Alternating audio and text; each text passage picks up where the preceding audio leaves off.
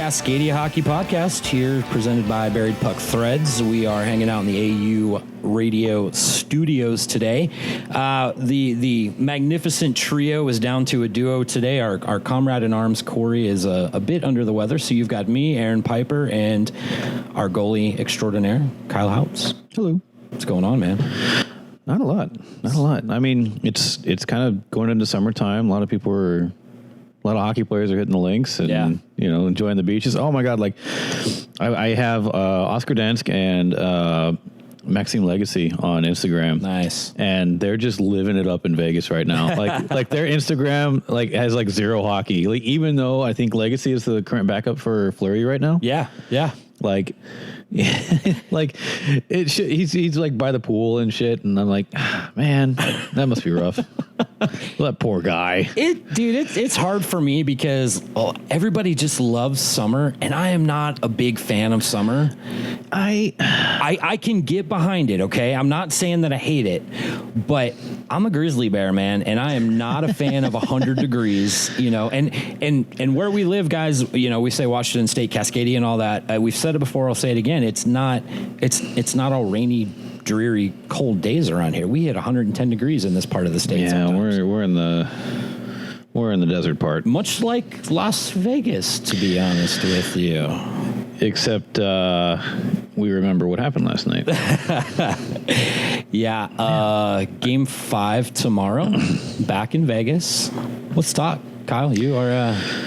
Vegas is your boys. Yeah. And let me preface that by saying I love the Vegas story this year. But this was the first Stanley Cup playoffs in recent history I can remember that I don't care who wins. To be honest with you. Yeah. It's not Pittsburgh. That's cool. Mm-hmm. And both teams don't have yellow jerseys. So that's also a refreshing look. We don't feel like we've sprayed mustard over everything. God, that was so... That was bad I couldn't watch it. I couldn't watch it. There was way too much yellow. Like, in both crowds, everybody was wearing yellow, and I'm like, I can't look at this. This is disgusting. Pea green would have been about the only worse color than that. Yeah, I'm with you. So what are you thinking, man? I mean, going into this series, I know you were and I was pretty confident that Vegas was going to have a pretty easy time of it. Yeah, I think I didn't expect Vegas to completely roll over Washington. I was expecting more of an even tilt. Sure. Back and forth affair. Yeah, I figured right by now we'd be at 2-2. Yeah. But I think Washington's just really hungry, and I think Ovi is doing a really good job as a captain right now, just rallying the troops and getting them riled up and amped up for these games. And I mean, you see him on the bench and he is just losing his mind at every goal. And I think, I'm not saying that Vegas isn't winning because they don't have a captain, but I think right now Washington's they're hungry, they're fierce, and they figured Vegas out. So, and they're rolling. Whoa, that got really loud. And they're rolling 4 lines right now. Yeah. Really well. Yep. So, and I'm not going to doubt Vegas. Sure.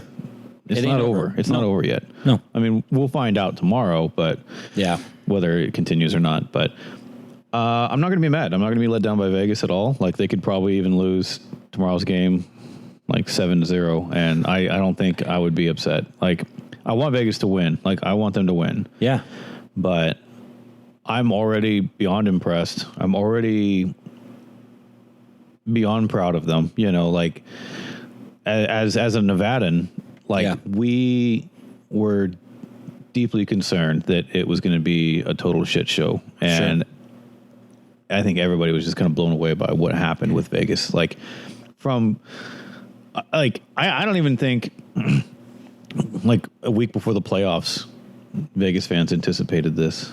I don't think we even saw Vegas steamrolled the season. They were just slapping everyone around, but I didn't expect to see that continue through the playoffs, and but I'm happy it did. Yeah. Vegas could have gotten blown out in 4 straight games in the Stanley Cup Finals, and it would still been a success story. Yeah. Period. It is a success story already. Yeah. Going back to our last chat, people online just kind of talking shit. Yeah. I was in a Twitch stream I wasn't streaming. It was someone else streaming. And I was talking, and somebody who knew who I was like, hey, how about your Knights, man? They're going to choke. I was like, dude, they are in the Stanley Cup final as an expansion team. I don't care. Right. I don't care if they choke. They are an expansion team in the Stanley Cup finals in their first year. You can go fuck yourself. They win their division. Yeah. A division with a lot of championships. I mean, people like LA, people like, the Ducks, it's been a while, but the Ducks are always. I was very concerned about San Jose. Yeah. Yeah. And San Jose, up until the finals, was the team that gave them, the most run for their money. Yeah. I thought Winnipeg was going to give them a major run. They went flat. They went extremely flat. And it's kind of weird because now the tables are turned a little bit. Vegas is the team facing a lot of adversity right now. And, you and I were talking a little bit earlier. Are they gassed? Is it at the point where, man, the emotional high ran for so long and now you've hit a wall? I think I've seen Fleury kind of getting back up a little funky sometimes. I think he might have something with a hip or a thigh. And he's not going to pull himself out of the games unless his leg falls off. No. And I think Washington just looks really healthy. They got to find a way around Tom Wilson. Oh, God, that guy's a beast. That guy's a beast. I would really like to see somebody knock him unconscious. I'm not truthfully, though. I don't want anyone to get seriously hurt. Right. No matter how much of a douche they are, unless you're Matt Cook, I don't want to see you actually get hurt. Matt Cook, I would want him to get hurt. I think that guy's a fucking... I mean, he's gone now. I don't know where he is. He retired or something? I think he was... Fizzled out? Yeah, I don't think he's in the league anymore. Tom Wilson... Aww. Yeah, I know, right? Cue mini violin music there. That fucker. Tom Wilson he plays that edge quite a bit. That hit he got suspended for earlier in the playoffs was definitely a suspendable hit. Yeah. The elbow he threw the other night on... Who was it? I forget, in game 2 or 3. Marchessault, I think. Was it? Yeah. And broke his nose or whatever, I think is what I heard. I can't remember. I think it was Marchessault. There's been so many big hits in this series. It was a retaliation hit because somebody hit Ovi. So he was like, well, you hit, he was kind of like, okay, you hit our guy, we'll hit yours. Yeah. It was either Marchessault or Carlson. I don't think it was Carlson. I don't think it was Carlson either. But it was one of those where it was a late hit. It wasn't a dirty hit, in my opinion. It was late. It was late. It was late. The way he came in, though, I've seen Wilson come up high so many times. Full intent. Yeah. He didn't aim for the head, though. That's my thing. No. But you're right. I'll agree. He had full intent of totally leveling that person. Yeah. Oh, yeah. And it was late. And that was not I'm going to remove you from the puck kind of thing. No. That is I'm going to level you and make a statement. And that's what I mean by he plays that line. But and a lot of people were upset that he didn't get suspended for that. And I was like, no, it was just a late hit. Like, yes. I don't think that was suspendable. He didn't. Did he even get a draw penalty on that play? I think he did, yeah. But somebody else jumped in. I think it was either side had a penalty there somewhere. The end of game 4 got a little chippy. Yeah. A lot chippy. When Ryan Reeves and Devontae Smith-Pelly are going at it, last minute of the game. It was a statement. I mean, Vegas had to make a statement, though. They had to say, look, you got us right now, but we're going back to our place. Yeah, the thing is, too, is the end of, or the beginning of the third period, I think it was like, 4-0? Yeah. And Vegas ended up scoring a couple times. 4-2 at one point. I think didn't Washington end up with 6 or 5? Yeah, 6-2 final. Well, I've been putting that out of my memory already. Well, what the announcers were talking about, and I kind of get it, but the idea is that the Vegas bench at that point is upset because with 2.5 minutes left, Trotz puts the first power play unit out on the ice for a late power play. Yeah. And so Vegas takes exception to that. Hey, you're up 5-2 at this point, or 4-2, or whatever it was. Yeah. Why are you rolling your first power play unit out here with 2 minutes left? And they weren't happy about it. Yeah, I do like that Vegas they're not going to back down. They're not going to quit. They're not going to. That's how they've been all year. Yep. Like they've been fierce. They've been pushing really hard, and they've really. I think it's less that they want to. I don't know. It's kind of weird. Like I don't want to say they don't want to win, but I think they want to make the statement that like. The Misfits thing, the Golden Misfits thing where they were kind of like not really cast out, but left unprotected. Absolutely. And they wanted to redeem themselves, and they wanted to take advantage of that fresh start in Vegas. Yeah. And they wanted to show everybody that like they are skilled players and they can still play. They can, I think that's been kind of like the big thing with Vegas this year. Yeah. And it just happened to be in the finals. And I think it worked well. I said in the beginning, I was like, are they going to be able to find their culture early on? Because culture to me is a big part of a team. Yeah.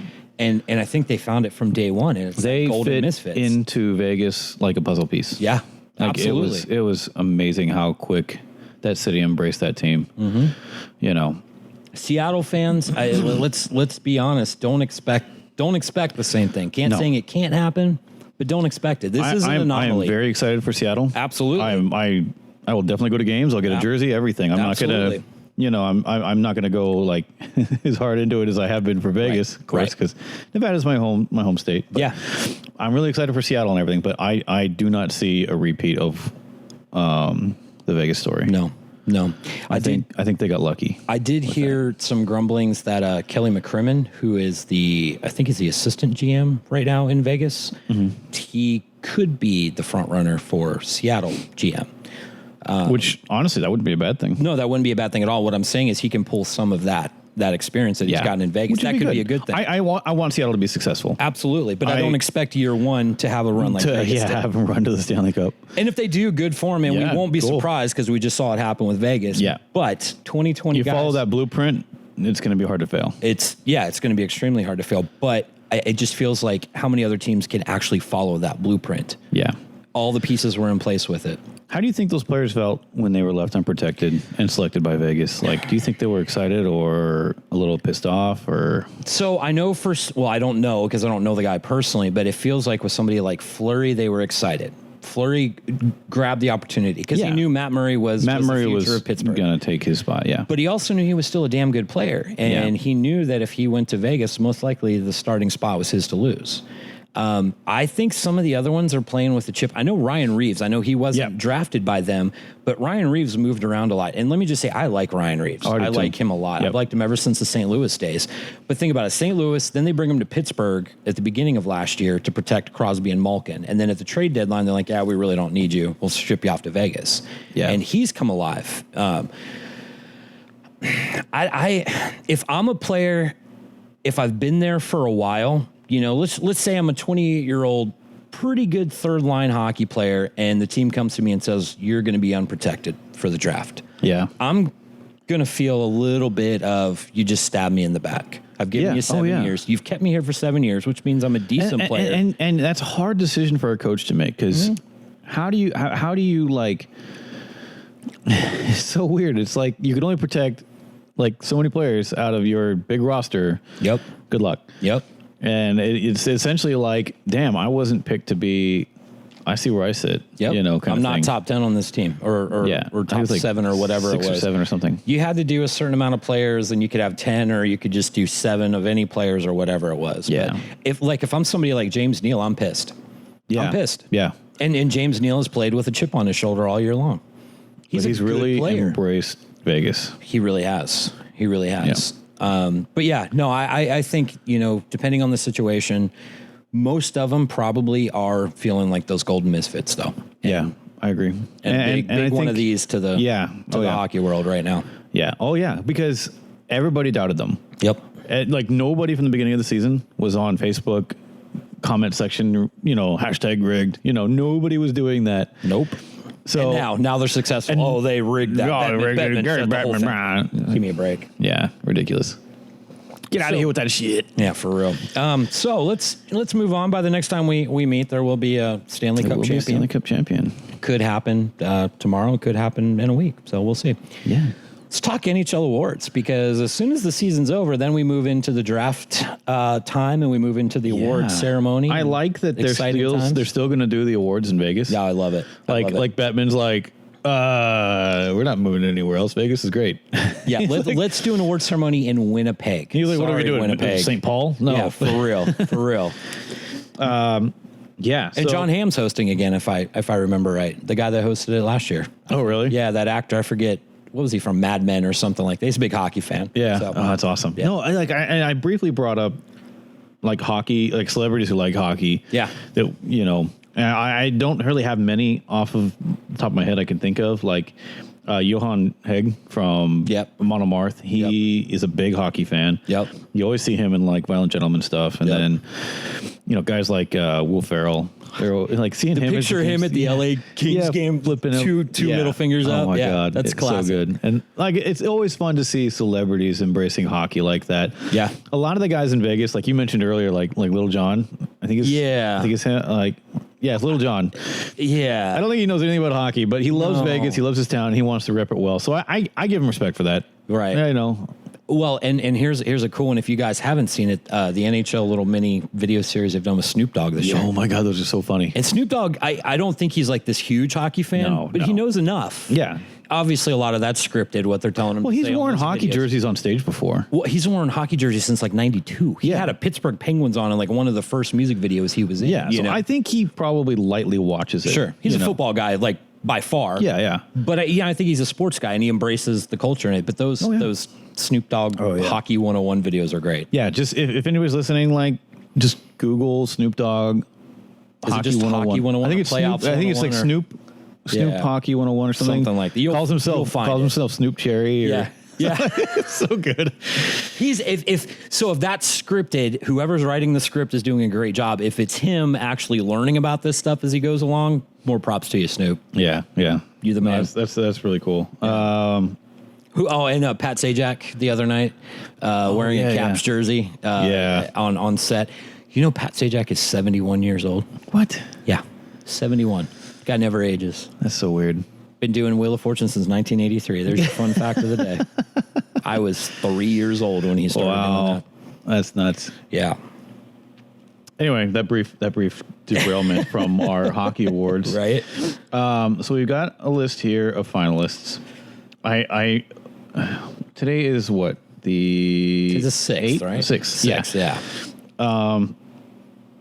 It was a little difficult to find a list online of the award finalists. Yeah. It's like the NHL doesn't really want to talk about it right now. Here's your nominations. Okay, now let's forget about that and let's move on to the playoffs. Yeah, and then when that's over, we'll give you a few days. Then we'll worry about this. Yeah. So we'll go down the list, and I think each of us could just make our pick on the finalists. Maybe do like a runner-up. Yeah, for sure. If they're not listed, I think is fair. For sure. We have to make your pick and a brief why. You can't just say a name and why. Yeah. So where are we starting? We're going to start with the Hart Trophy, the MVP. Okay. And your nominees are? Nominees are Alexander Ovechkin, Nate McKinnon, and Taylor Hall. Okay. So, I feel like they're gonna pick Ovechkin. I mean, that's who I would say is gonna win it. Ovechkin is the front runner in my mind. Yeah. So Hart is MVP. Yeah, the Hart Trophy is the MVP. That's the one voted on by not the players' vote. This is the media and all those people that vote for this one. Okay. My front runner would be Ovechkin. The thing about with MVP that I think a lot of people miss is most valuable player to their team. Could their team do what they did without that player? I don't think Washington does what they've been doing without Ovechkin. Now they're stacked. People like Oshie and Kuznetsov even your fourth liners that are starting to step up. Holtby is great right now, but I think, I don't remember if we were on mic for this or not, but you said earlier, like Ovechkin has really just rallied that team. Yeah, he has been a very good captain. Yes. Nate McKinnon to me, Colorado had a great turnaround this year. Yeah. Oh yeah. I was happy for him. Yeah. Don't get me wrong. Taylor Hall, I would give him the runner up. And because I think the success that he had got Jersey about 2 or 3 years ahead of where they should have been. Yeah. Yeah. They shouldn't have made the playoffs this year, in my opinion. No. And a lot of that rode on his back, you know? Yep. So, but okay. So I'll just, for me, it's Ovechkin. Yeah. Same with me. Is there anybody on this list or anybody not on this list that if these three guys weren't on here, who would be your next pick? Claude Giroux. Really? Yes. And obviously I'm a Flyers fan, but I'm putting that aside when I look at, so not this past season, but the season before, a lot of people gave Giroux a hard time and said, he's 29, 30 years old. He's starting to lose it. I mean, come to find out, the list of injuries that guy had that whole season is what kept him from being who he was. So Yeah. he takes the off season. He stays away from the extra tournaments and stuff. Gets the surgery last summer. Comes back and he goes on a tear. Philly shouldn't have made the playoffs this year. Yeah. And I think a lot of that rode on Drew as the captain, rallied the team, and brought some people together, a lot like Taylor Hall did in New Jersey. So yeah, Drew would be one that I kind of expected him to be on there. Wasn't surprised that he wasn't. So, but yeah, that's somebody I would give it to. Yeah. I don't know if I have like a non-list mention. It's hard to say. Like, there wasn't a lot of really there wasn't like a singular standout player for me this year. No, and you could say, who do we have the scoring? What's the top scorer award?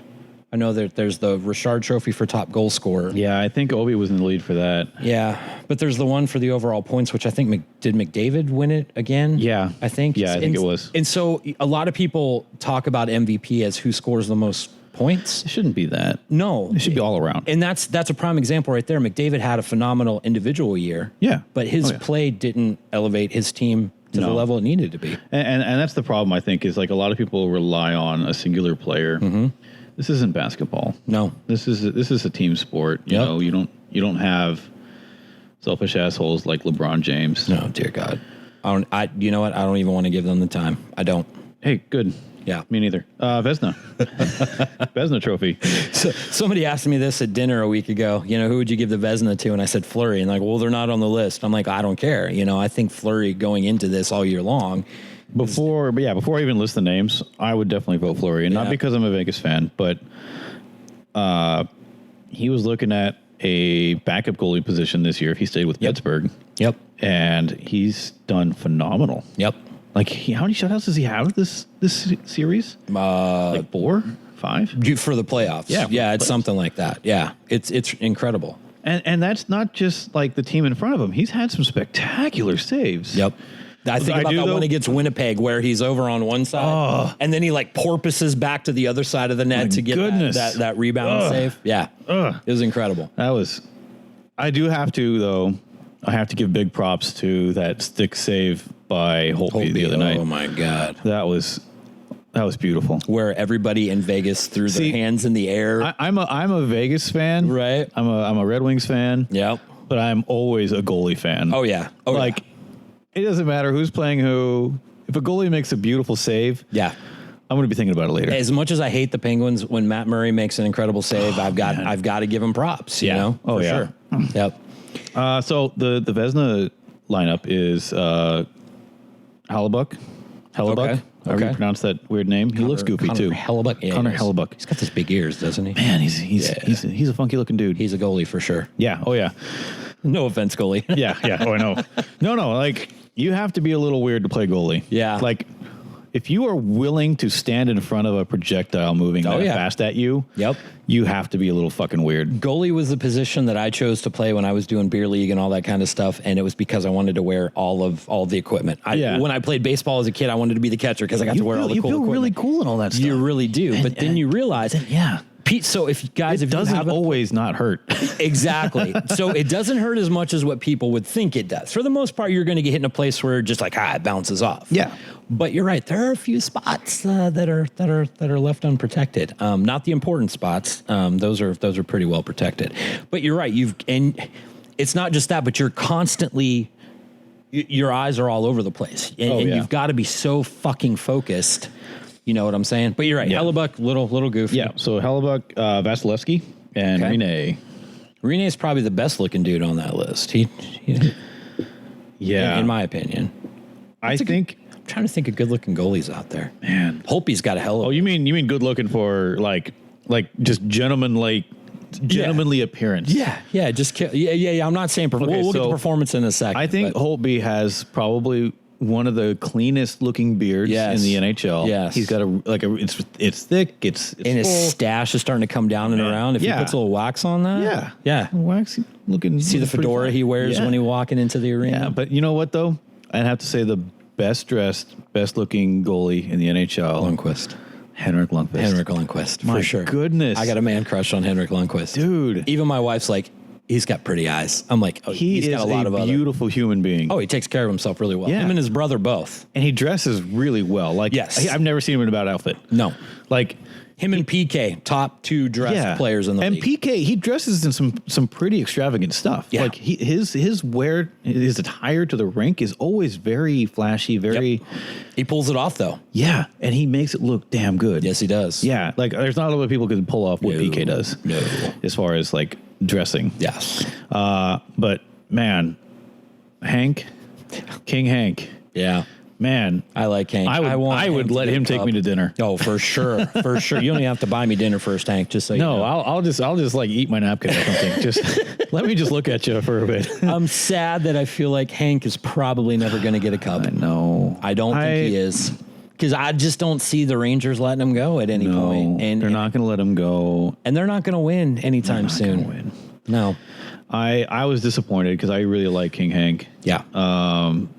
I think he's actually a really good goalie, but I think he's starting to plateau also. Yeah, what is he, 33? He's getting up there. 34? I think he's older than that.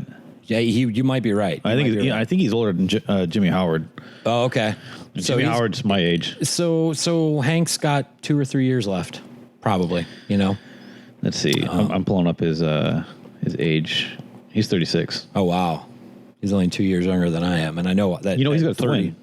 Yeah, Joel. Yeah. Joel Lundqvist, yeah. Yeah, I saw a video of them in Sweden the other day playing against each other. They kind of run Swedish hockey. Yeah. Both of those guys. Yeah. Yeah. So. Yeah, that's pretty cool. Twin brother. What was I going to say? Oh, the list. Oh, yeah, back to our thing. Vasilevsky, Rene, or Hellebuck? This is a tough one for me. I don't think it's going to be Rene. No, I don't either. But Rene had a pretty good regular season, but he shit the bed in the playoffs. Yeah. Sorry, Pekka. Yeah.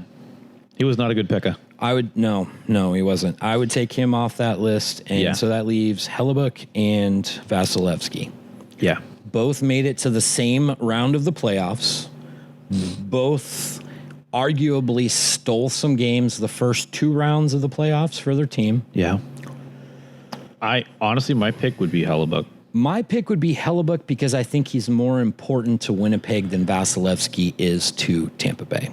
Yeah. Tampa Bay is an offensive-minded team. They're going to give up goals. Yeah. But they're going to score a lot of goals. Winnipeg is a very defensive-minded team, and Hellebuck is an important piece to that defensive scheme. Getting through Winnipeg, I think Vegas just kind of found that soft spot and just hammered it. Yep. Kind of like it. Honestly, it's kind of like what the Caps are doing right now to Vegas. But Hellebuck is a fantastic goalie. Yeah. Like he was a name that I heard come up often, just kind of like out in the out in the ether. Kind of came out of nowhere. Yeah, no, you're right. I don't know. I think he's doing really well for Winnipeg. So I know a couple years ago when Comrie left the Americans to go join the Winnipeg organization, a lot of us here with Tri-City felt like Comrie would move up fairly quickly. But I don't remember if it was somebody with our organization or somebody else said, well, he might not get a lot of play time in the big leagues because of Connor Hellebuck. And I said, who the hell is Connor Hellebuck? Yeah. I think if I remember right at that point, because that was like 2016, 17, Comrie was backing up Hellebuck in Manitoba, if I remember right at that point. And I forget who Winnipeg was playing as the starter at that point. But as you saw Hellebuck start to move up the ranks, you realized this is Winnipeg's goalie. Yeah. Yeah. If you're the backup right now, you're the backup for a while. Yeah, and I think Comrie will get there, but I have a feeling he might get there with another team. To be honest, you're right. You're right. They might. That's totally an option. I think this is the last year of his entry level. In fact, he might have already burned. 67. No, this is the last year of his entry level contract. So after this year, he becomes a free agent. Okay. So we'll keep an eye on it. So my pick's Hellebuck. Yep, mine as well. And we already talked about our non-list winner. Yep. Would be Fleury. Vasilevsky runner-up. Yeah. Oh, yeah, and then you're right. Fleury, it's definitely our non-list winner. So Calder, I think this is a no-brainer. Give us the 3. Barzal. Weird. I wrote that 3 times. No. Bozer, Okay. Connor, Okay. and Barzal. Connor. Kyle Connor from Winnipeg. Okay. I kind of forgot about Bozer's Vancouver. So mid-season, that Brock, is that his first name? Yeah, Brock Bozer. First half of the season, I think Barzal and Bozer were neck and neck. Yeah, I think so. Because Bozer's name came up a lot. Oh, yeah. You heard about that guy a lot. Yep. I think the fact that he's in Vancouver might have hurt him, but to be honest with you, neither Vancouver nor the Islanders had a great year. The Islanders there for a while were looking like they could be a playoff team. Yeah. And then they just shit the bed. They slipped. And, they just fired their GM and their head coach. Yeah. Lamoriello came in and said, all right, it's time to clean house. Anyway, back to the subject at hand. Guy in Winnipeg's not on my list. I've got to give it to Barzal. Yep. Same. I do. I think that's... We've agreed so far on each one. Well, not to take anything away from anybody else on these lists at all. No, not at all. But I think Connor Kyle would be a good. Well, shit. I mean, man, I think Kyle Connor and Brock Bozer. I think they're both. If it weren't for Barzal, I think it'd be tough between those two. Yeah, absolutely. And they both had great rookie campaigns this year. But Barzal Dynamic. was very dynamic, and we saw that as we watched him here when he was a Thunderbird on the ice. He was phenomenal. He was a man among boys for his last year in the WHL. And I think the fact that the Islanders sent him back for an extra year, Barzal, to be fair, Barzal's story, he was projected at one point to go like top 5, top 10 in the draft. Then he got hurt his draft year, and that hurt him a little bit. I think he moved down to like 15 or 16. And then he kind of expected to make the roster out of training camp that year for the Islanders in his 18 year. And they were like, we're going to send you back for another one. And I don't think that's... Well, they kept him up for one thing. They kept him up there for the 9 games or whatever. Set him in the press box for a couple. And then they sent him back, and that pissed him off. Yes, it did. It really did. And I get that. That happens. We know Valimaki was pissed off this year. I mean... It understandably. Yeah, and very. I mean, you're that young, and you get drafted to the NHL, and that's all you want to do is you want to get to work, you want to play, you want to prove to them that you can do it, and you work hard, and they send you back to the WHL. And they tease you with it for a couple of months. They give you a bunch of stuff with your new team's logo on it. And they're like, okay, that's your party gift. We'll see you next year. Yeah. So, but giving him that extra year of development in the WHL, I think it shows that the Islanders were pretty smart because the way it paid off this year was incredible. Yeah. Was incredible. And I think because of that he'll be the Calder Trophy. I'd give it to him. All right. Let's get anybody not on that list. I can't. Hischier had a pretty good year in New Jersey. Yeah. Nolan Patrick took him a little time to get going. Once he did, he had a pretty good year in Philadelphia, but. Yeah, they weren't as standout as they will be. Both of those guys are going to be superstars one day. Yeah, I agree. So, okay, moving on. I agree. All right, the Norris Trophy. Top defenseman? Top defenseman. All so right. we got John Carlson with Washington. Okay. PK Subban. Okay. And Drew Doughty. Okay. This one I think is a little tougher for me because I want to vote PK. Yeah. But I feel like it's going to go to Carlson. I don't want to vote Drew Doughty. I don't know why Drew Doughty rubs me the wrong way. I think the LA Kings rubbed me the wrong way. Yeah, the LA Kings rub a lot of people the wrong way. A lot of people call them Philadelphia West, and a lot of the Flyers rub a lot of people the wrong way. So, I want PK, but I think it's going to go to Carlson. Why? Purely because Washington's in the finals. Okay. And he's the one getting the attention right now. Sure. So I think that's why it's going to go to him. I feel like sometimes they favor people who go further in the finals or in the playoffs. I mean, and that's fair enough. Yeah, because you're part of that. Part of that group. Be part of that success. So I feel like that's who it's going to go to. I mean, I didn't see PK play a lot this year, but he's always a hot topic. He's consistent. Yeah, and you never want to be hit by him. No. because that guy is a Mack truck. And he's one of the hardest workers in the league. Yeah. He's very, I have him on Instagram. He's going through physical therapy right now. I know. And he's posting a lot of his progress. Is that on his Subinator Instagram? Yeah, I've been watching that. Yep. So, I mean, it shows that he's definitely a hard worker. And he just loves the game. He loves it. He loves the community, wherever he's at. He's still very close with community in Montreal. Yep. Every time he goes up there, he goes to the Children's Hospital. Yep. So I've got a lot of respect for PK Subban. Sure. And I would just pick him because I like him. Yeah, I like based PK. off that. So I try to put myself in the mindset of the NHL sometimes, and I feel like PK could win it because sometimes it feels like a popularity contest. Yeah. And the NHL is like, okay, who can we pick that people are going to know who they are? Yeah. Because there's still that stigma around the league of back in the days when Jeremy Roenick was the big personality in the league, and they tried to market him a lot because, well, not a lot of people know about hockey, but a lot of people know about Jeremy Roenick. That sort of thing. Yeah. It feels that way with PK a lot of times. I feel like PK will probably do something like what JR's doing when he absolutely. retires. He'll broadcast for sure. Yeah. Did you see his impression of Don Cherry? Oh my God, no. On I think he was on the set. I think it was Hockey Night in Canada. He was on the set and he did a Don Cherry impression, and it was spot on. And he was wearing like a Don Cherry type suit. It was great. It was great. That's good. So if anybody that's listening does not know who Don Cherry is, just go to YouTube and type in like Don Cherry rant. Yeah. And get some tea, and maybe some popcorn, and just sit back for the afternoon and enjoy. Yeah, that's going to take you several hours. Yeah, and just take note of what he's wearing. It's always very flamboyant. Oh. Not really flamboyant. It's more flashy. Flash is a good one. I like his suit that actually has little Bing cherries or little candy cherries on it. The guy is actually, he's stylish, man. He's very, very smart. But he smart. typically likes to go the controversial side of things. Yes.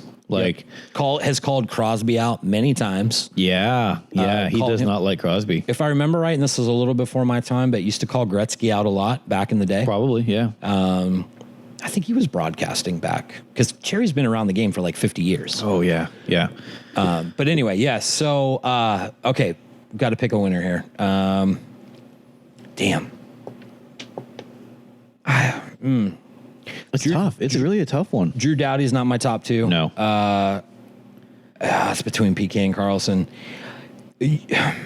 Because of the fact that the story with the Capitals is so feel good this year, much like the Vegas one is, you got to be excited for what the Caps are doing right now as a hockey fan. Yeah. And just seeing that team come so close for so long. And Vegas will be back. Mark my words. Yeah. Damn it. All right. I'll stay with the popular vote here and go with Carlson because I think that with the fact that they're this far and there's a really good chance they're going to win the Stanley Cup. If they win the Stanley Cup, I think he wins it for sure. Yeah, I think Subban is definitely a close second. Yeah, and that's the thing too. It's like I would pick Subban.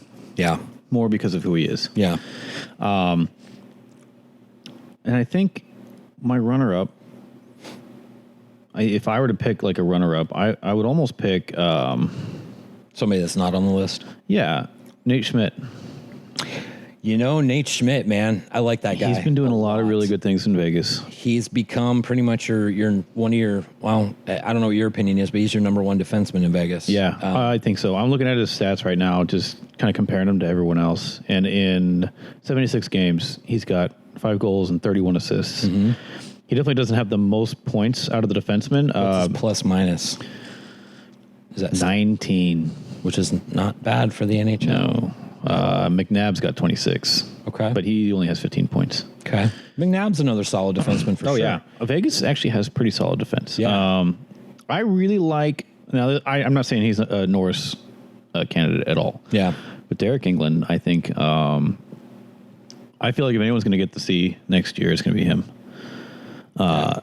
He's not day one. Yeah, he's not a skilled player, but he is kind of like, and you're right because of that speech he had like before the first game. He makes his home in Vegas, right? Yeah. He's always like, I think he met his wife there. His kid was born there. Mm-hmm. He is Vegas. Yeah, and I think,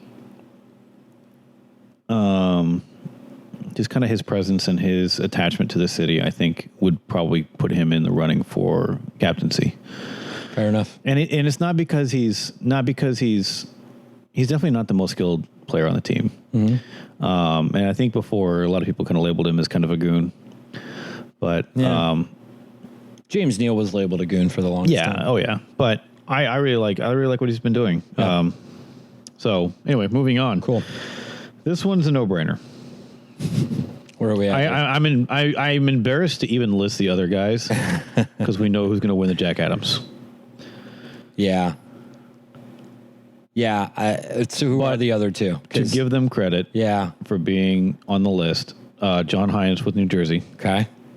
Did a hell of a job. Yes, absolutely. Same thing with Jared Bednar for Colorado. Colorado did a hell of a job. Yes, much props to those, but Gallant's got it. We know Gerard Gallant has it. There's no conversation about that one. We can move on. Yep.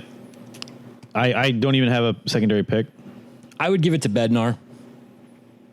Well, yeah. Okay, so if it wasn't Gallant, I'd give it to Bednar. Just because of how horrid that team was the year before, and he came in. Because Patrick Waugh was such a great coach. Damn, man. I say that with sarcasm. I love Patrick Waugh. I do too. And he, if I remember, he had some success with the junior level coaching, right? His first bit with Colorado. That's right. The first year. He did pretty well. But once again, like Patty's always done for his career, he let his emotions get the best of him. Yeah, he's not. Him and Sackett didn't get along in the front office. No, they didn't. Because both of them are big personalities, and Patty cannot control his emotions. Yeah. So... And that, of course, is all hearsay. None of us sat in on the front office, but from what's being written and what's being out there, it sounds like Patty just couldn't control his emotions. It's a little obvious. Yep. All right.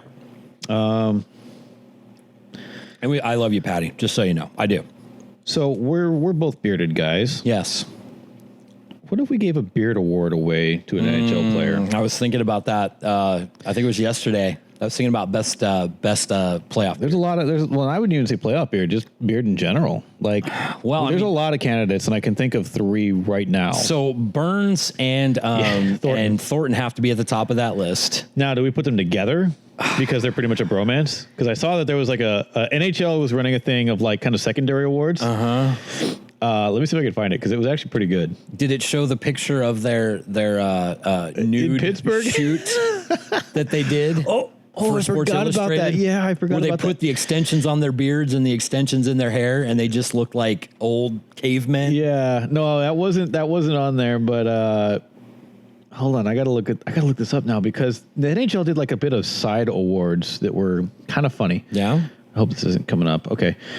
Wait, the NHL front office has a personality now? Yeah, it's weird. So the NHL has this thing. This week is we could keep going on awards. Like this is another thing we can keep doing. These are kind of like more fun awards, you know. I think for next time when we meet in 2 weeks, because it's going to be a little bit of a lull, let's do even more for the awards. A few other fun ones as well. Let's do some right now. Yeah, There's like a shit ton of awards that we could think of. So I think we should hold off on the best beard. Okay. But we could definitely kepe doing what the NHL has here on the Instagram story because if I don't pay attention to it, it's going to go away. So it says this week is the NHL Fan Choice Awards. Okay. Vote now by swiping up. Voting ends June 11th. Okay. Best dressed. The candidates are Brock Boeser. Okay. Noah Hannafin. Okay. James Neal. Okay. And Tyler Seguin. How do you keep PK and Henrik off that list? Because they're going to win. Okay. And NHL wants to give guys a chance that aren't going to. Oh, I get that. Okay. I get that. I don't know. That's just my bullshit excuse. I mean, PK and we had this conversation. PK and Hank are my 2 top for best dressed. Yeah. Say those names again. Okay, Brock Boeser, Noah Hannafin. Okay. I don't honestly don't know who he is. I know the name, but I can't think of the face. Here, oh, damn it. I'm trying to pull it up. It's not letting me pull up their thing. Okay. But anyway, I don't know. James Neal's kind of snazzy. Brock Boeser looks kind of snazzy. The show's like little picture samples. Obviously not very good ones because they're like, hey, who's best dressed? And it shows just their faces. I might have to give it to Tyler Seguin, man. The guy's kind of styling. Yeah, his hair, I think, is what's winning me over right now. And he's got one of those personalities, too, that's really big. And I think that's a good thing for the NHL. Yeah, absolutely. Best dog. Okay. The Best Dog Award. So Bark Andre Furry? Oh my God. Like, he's not on this list. I don't know why he's not on this list. Oh, it's because he's not owned by an NHL player. Right. This is dogs that are owned by NHL players. Okay. But Bark Andre Furry, that go to Instagram. If you're listening to this, go to Instagram right now. Yeah. Look for Bark Andre Furry. Yeah. And like all his pictures. Yes. Anyway, here we go. Best dog is Onze. I don't know. Onze. Fucking something Kopitar. Kopitar. I know Kopitar. I don't know how to pronounce his fucking name. He's also kind of a hideous dude. Sorry. I'm right there with you. I got bags under the eyes 24/7. Claude Giroux. He's got like a small dog, doesn't he? He's got like these two dogs that are pretty much the same thing that Kopitar has. Ryan Johansson. Got a couple little... Oh, yeah. I saw these yesterday. Yeah. And then Evander Kane. I can't give it to Kane because it's a Chihuahua, man. No, I don't I even hate those necessarily... fucking things. I don't even consider a Chihuahua a dog, to be honest with you. I'm going to get a lot of flack for that, but I do not. I hate Chihuahuas. 50% tremble, 50% pure hatred. Yeah, for sure. So I'm looking at... I've got it up on my thing here, too. I would have to give it to Ryan Johansson. Yeah, I would, too. Fucking bulldogs, man. Yeah, English they're good-looking bulldogs. dogs. Yeah. They're good-looking dogs. I got to be honest. I mean... Kopitar's actually isn't that bad. What are these poodles? Are they... I don't know. I'm not a big poodle fan. Don't like it. I don't like it. Yeah, Johansson, you're definitely my favorite on that one. Best goalie mask. Oh, this is my jam right here. Andre Vasilevsky, Cam Talbot, Corey Crawford, or Jake Allen. Where did you find? Is that in their story? Instagram story. Yep. Okay, let me see here.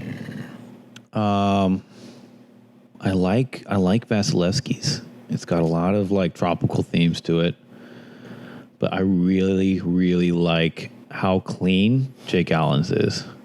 Let's see here. Corey Crawford's always had a good mask, but I'm not feeling this one. And I really like the Ghostbusters thing going on Cam Talbot's. Yeah. But I have to go Jake Allen. Yeah. I love the yellow cat eye. I love the simple colors. It's not cluttered. It doesn't look, busy. And it I don't know. And I have my mask is pretty busy. There's a lot of stuff on it. Go to Kyle's Instagram page and it's on there, right? Picture. Oh yeah. You can see my mask right up there. So I can't give it to Crawford, man. It's clean and classic, I guess. But I'll give it to Allen, and I'm not trying to be a follower here, but St. Louis holds I'm from Missouri originally, so St. Louis holds a special place in my heart. And I'm with you. It's clean. It's not too flashy. Yeah. And don't get me wrong, I love a good color looking, scheme. flashy goalie mask. Some of them are amazing. I'm going to sit down with the book of goalie masks and just lose myself. I follow like goalie mask designers on Instagram. Yeah. I forget there's a lady that does. Really? I forget what her name. I'll have to find it. But there's this lady that does a lot of them. The guy who did my mask was a guy in Germany. Okay. Who does a lot of like the DEL players' masks. Nice. I think he's done a few others, but nice. Yeah, he was really good. Jake Allen. Yep, Jake Allen. Oh, is that it? I thought there was all more. the ones they put up? Oh, that's disappointing. Yeah, it looks like it. Best bromance. Oh, we didn't really say best bromance here. Oh, here's another one. Yeah, so it's got like GIF of the year.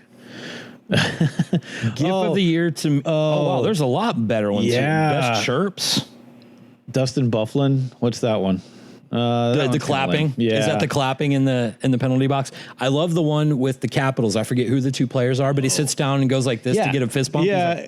And he fist bumps himself because the other guy didn't see it. Yep. So I'm looking at the other ones here. Austin Matthews calling the goal. Oh yeah, because they waved the first one off. Yeah, they waved the first one off, so he called it himself. That's awesome. That was good. But I have to. Oh my goodness! Do you see this one? Pasternak and Krug spinning around on the ice. That's fucking awesome. That is awesome. Anyone's listening to this, you should follow along on Instagram, NHL's Instagram with us. I have to give it to the Capitals one though, where he goes up to give him a fist bump. The other guy doesn't see it. Who was it? Kuznetsov, and who was the other one? Brett Connolly and Kuznetsov. He gives himself a fist bump. I love it. So I'm gonna. Oh man, let's do one more here. Yeah. And then we'll bring this to a close. But there was one that I just saw. God damn it! Why isn't it allowing me to back up here? Yeah, it's being stupid. And this isn't. Okay. Best chirps. Ooh. So your choices are Matt Tkachuk, Brad Marchand, Andrew Shaw, and Roberto Luongo. There's one on that list that stands out to me. Lou. His Twitter, Strombone1, is phenomenal. It's so good. And I first noticed it last year in the playoffs when Pittsburgh and Nashville were in the finals. And the first time I heard Nashville's goalie chant that they do after the opposing goalie gets scored on. Yeah. Which is phenomenal. Oh, yeah. Murray, you suck. Yep. It's all your fault. It was hilarious. Luongo comes out and says, if I don't get chirped like that in Nashville next year, I'm going to throw a fucking fit or something along those lines. And I'm like, what is this? Oh, that was a funny tweet. And then I started I could probably pull it up because he only tweets like he doesn't tweet very often. No, he doesn't. But when he does, you want to read it. Yeah. So him or Marchand, and we had this conversation before. Marchand is definitely a love-hate relationship for a lot of people. Well, it's just pure hate for me, and that's how it is for a lot of people. And I think he finally got his talking to after the season was over. But think about how you shouldn't get that talking to. I know you shouldn't be licking people. You shouldn't have to. You're right. April 11th, 2018. The Stanley Cup tweets, today, my friends, is my favorite day of the year, which was the start of the Stanley Cup Finals. Roberto Luongo retweets and says, who dis? It's phenomenal. Yep. Oh, he's so good, though. I love his material. February 28th, somebody tweets 8 years ago today, where were you when Crosby scored the golden goal, which was the one that won gold for Canada? Luongo says, in the fetal position inside the net. I mean, how can you not? How can you not?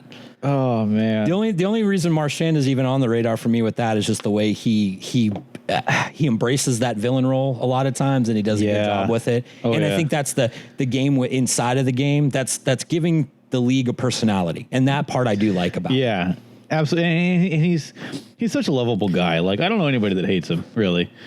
You talking about Luongo? Luongo, yeah. I was just saying Marchand, how he embraces the villain role, which gives a little bit of personality. Sorry, I'm still looking at Lou's. I'm still looking at Lou's Twitter. Luongo, you can't hate him. You can't hate him. The he's hilarious, and he's on the down end of his career, in my opinion. But he was a damn good goalie for a lot of years. Oh, I know. Oh, phenomenal. Yeah. Well, and he was a captain. He was a captain in Vancouver. I know. One of the few times. Wait, did he wear the C or did he wear an A? He wore a C. Wow. But because he couldn't wear it on his jersey, he had it painted on his mask. Okay. So like on the chin of his mask is where the C was at. Nice. Yeah, it was really cool. And when you go to Vancouver, you can take a tour of the arena, and they have like a wall of captains inside like one of the rooms. I think it's like in a lounge or something. Okay. But and I think they don't have Mark Messier in there. Really? Because he was an asshole.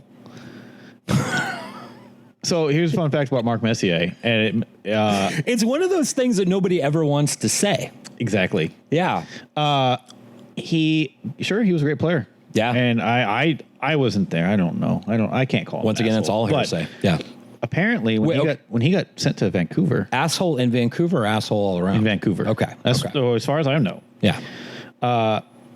I could be wrong. He could be up there, but as far as I remember, he wasn't in that hallway because they had such a negative experience with him. Wow. When he got traded to Vancouver, apparently he demanded captaincy, like he had all these like superstar, like typical, like celebrity type demands, like brown M&Ms. Yeah, that kind of shit, and it rubbed everyone the wrong way. Well, yeah, that would. So and it stripped captaincy from someone who was really loved in Vancouver. But the problem with Vancouver is they just kind of go with who their friends are, and not so much who the good players are. Right. Anyway, I'm shaking my head at it right now because I'm just like, fuck, get your shit together. Right. That city does not want a group of friends like to play hockey together. They need someone to win. Yeah, that city needs someone to win because they just don't give a shit about their team. Well, their front office is going to have to do some. Their front office is going to have to like clear out. Yeah, exactly. For that to happen, culture change. I like all those guys. Yeah, you know, I can see his face. I can't think of his name for some reason.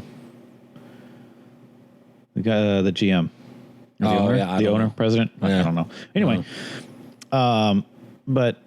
Yeah, so I don't think he was on the wall, but you do see Luongo up there, and he's got the C on his mask, and it's really cool. I like Luongo a lot. Yeah, I do too. So, well, that's interesting. We're definitely gonna talk about this more in 2 weeks when we do it again. We got to think about our beard awards. Yeah, we really have to think through the beard awards. And Patrick Laine? No. Oh my god. Okay, let's do this. Let's do best beard and worst beard. Because there are some really bad beards. And I'm going to preface the one coming up in 2 weeks by saying I think a lot of the people on the Washington Capitals have some really good beards this year. Yeah. There's one on there that I think has a terrible beard, and we'll talk about him in 2 weeks. I'm not going to say it right now. Great player, bad beard. What else was I going to say? Oh, I'm just glad I don't have to look at Crosby's beard this year. Or Crosby's patch of a facial hair. I think he grows it in better now than he did when he won the cup in 2009. For sure. That was disgustingly better, gross. but it's still like early 20s beard now.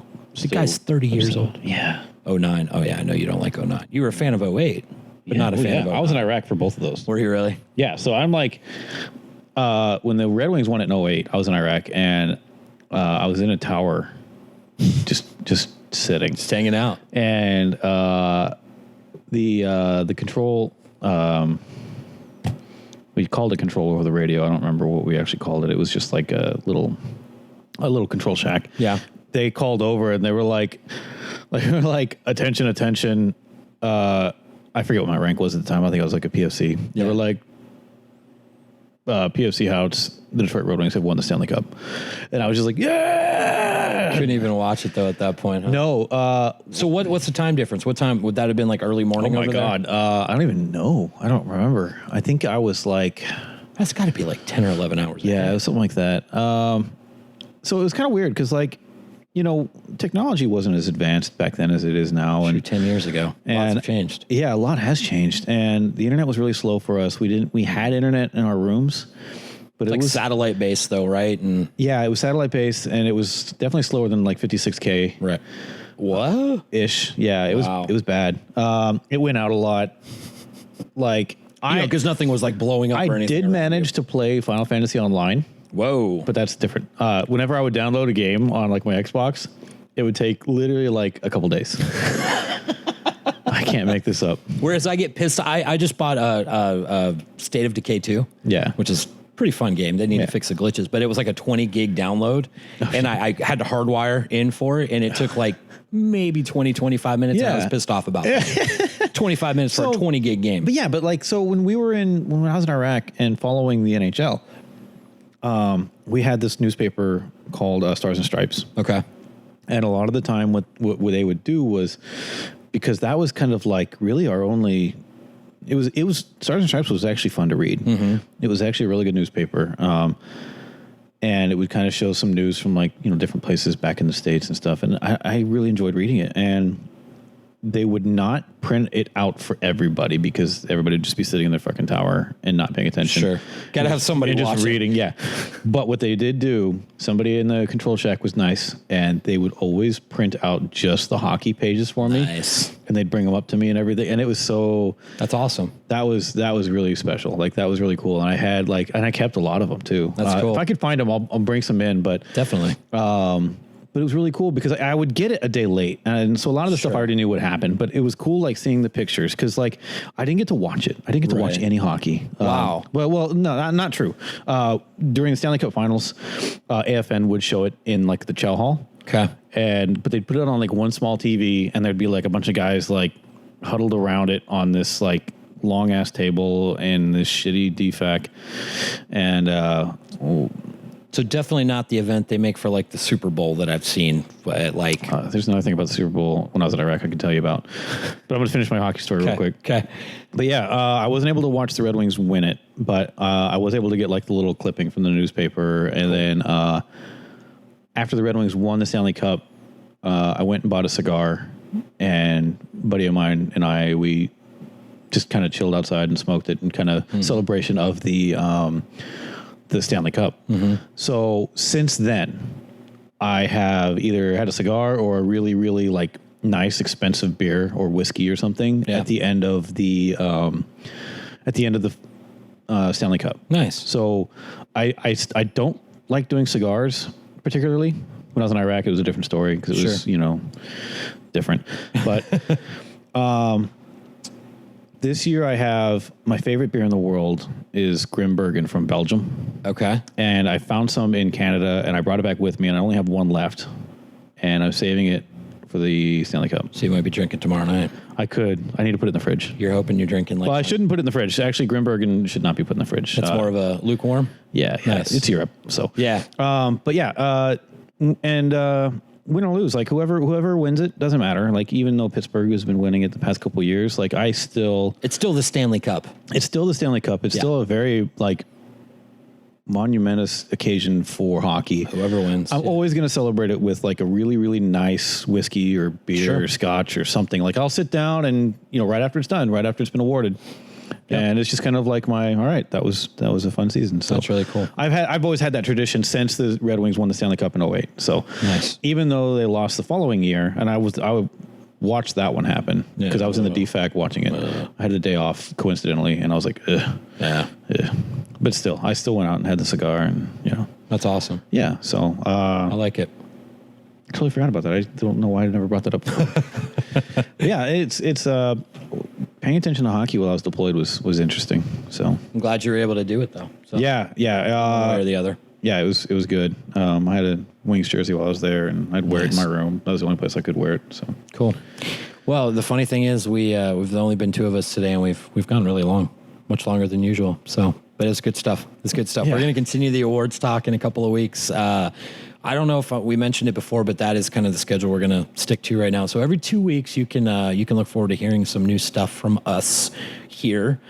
Trying to think. We might start bringing some guest speakers in. We're going to be working on some guests to get in here, so you don't just have to listen to us ramble about stuff. We can get some interesting people in here. Stanley Cup.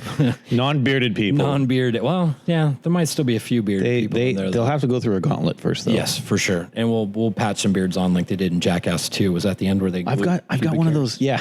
God, that was so disgusting. That was so disgusting. I was trying to put that out of memory. That was so gross. You got one of those beanies though with the fake beard? Yeah, I have a beard beanie. I like that. All right, we'll be back in 2 weeks. We'll talk a little bit about whoever wins the Stanley Cup at that point. We'll continue our awards in recognition of the award ceremony, which will probably happen I think it's that weekend after we record next. So anyway, let's say a big thank you to AU Studios for letting us use their spot, giving us the equipment to do this. Buried Puck Threads. We will have some new stuff coming out from there soon. BuriedPuckThreads.com. Follow us along on Instagram, Twitter, Facebook, MySpace, LinkedIn, whatever all the other ones are right now. But anyway, I'm Aaron Piper, and for Kyle Haups, peace out. Hello. Bye.